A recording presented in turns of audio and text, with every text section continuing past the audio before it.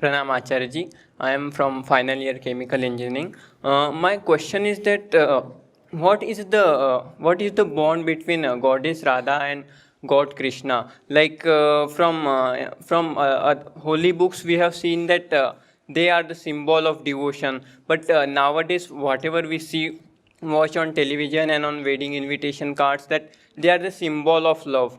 Behind existence of every divine existence, there is certain message which needs to deliver to the humanity. So I am not getting what kind of bond does it represent.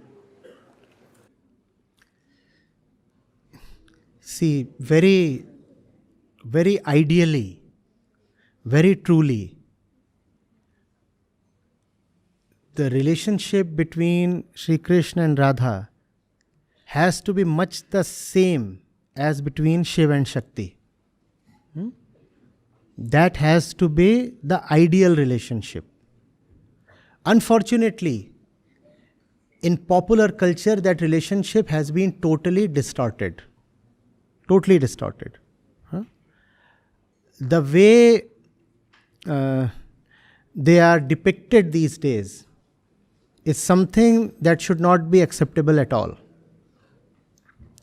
They have been presented as symbols of the usual carnal love between a man and a woman.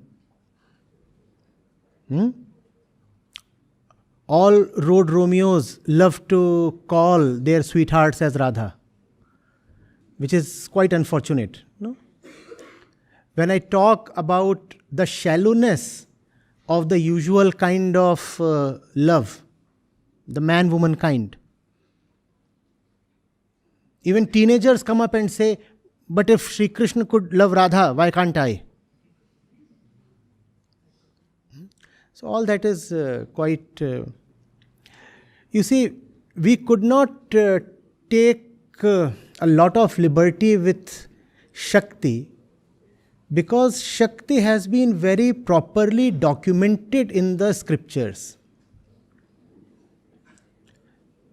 There is an entire stream, the Shakti Marg, that has its own scriptures, adherents, even its own Upanishads. So because that scriptural base is present, the scriptural rigidity and the discipline is there. So common imagination could not take much liberty with Shakti. So Shakti, therefore, fortunately, retains her dignity. But when it comes to Radha, you must know that there is not much scriptural base there.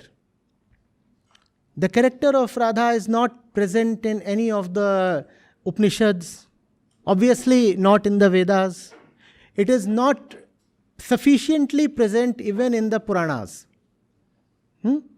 With respect to the character of Sri Krishna, there are two Puranas mainly.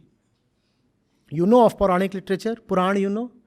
There is the Srimad Bhagavad Puran and there is the Harivansh Puran. In these two, you have, these two are in fact dedicated to Sri Krishna. Even in these two, Radha is scarcely mentioned. So what happens? The scriptures are not talking of Radha at all. Even if they talk of Radha, it is somewhere in passing. What has that meant? That has meant that later on, all kinds of people could simply expand their imagination and say whatever they wanted about Radha. Now they cannot do this kind of a vile thing with Shakti or Parvati or Devi. Right? Because you have Upanishads present there, you have the Durga Sapshati there, you have other agamas of the Shakti Marg. So you cannot do this thing with Devi. But with Radha, all these people have simply imagined, built up, inflated and distorted her character. All kinds of just imaginative stories have come up, and because people don't read the scriptures, they believe in those stories. So, Radha deserves a lot of dignity. The character of Radha Devi deserves a lot of respect.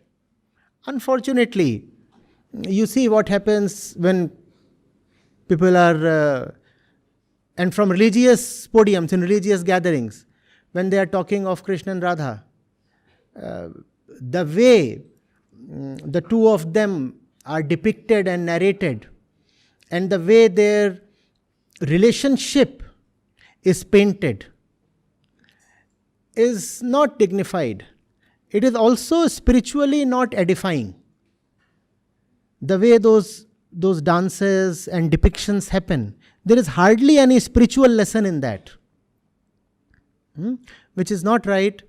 As I said right in the beginning of my response, ideally, the Krishna-Radha relationship should be depicted in the same way as the Shiv-Shakti relationship. Nothing short of that, nothing lower than that.